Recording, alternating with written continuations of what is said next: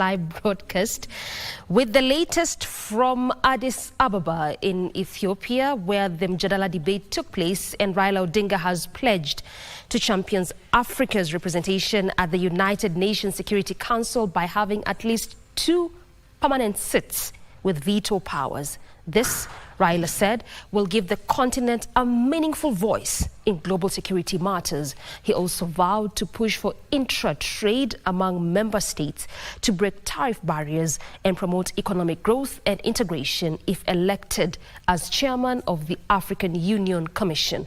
Raila spoke in a debate dubbed Mjadala Africa with his opponents of Djibouti, Muhammad Ali Youssouf, and Richard Randriamandrato of Madagascar Friday evening.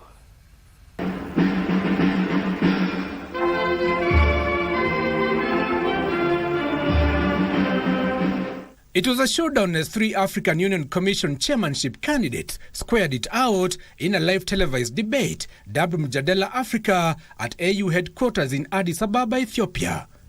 Raila Odinga went head-on with his 2 rivals, Mahmoud Ali Youssouf of Djibouti and Richard Randriamandrato of Madagascar. Raila vowed to push for 2 permanent seats for Africa in the United Nations Security Council, if elected, to ensure Africa has a voice in global security matters. And the situation where you have 5 countries sitting in the Security Council with veto powers and Africa is not represented, a continent with 1.4 billion people, is not tenable and it's not accessible.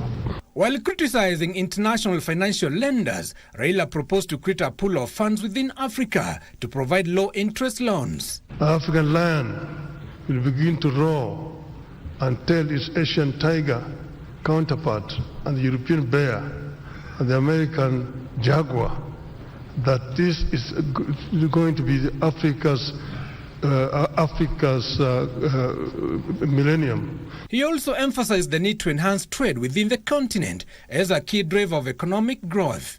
The non-tariff barriers to trade that have been imposed by respective African countries, things like standards which are different from one country to the other country, making it difficult for goods to move freely across the borders. The former Prime Minister highlighted Africa's paradox as the richest continent in resources, but the poorest in living conditions. We need not remain for perpetually the source of raw materials for industrial west or east.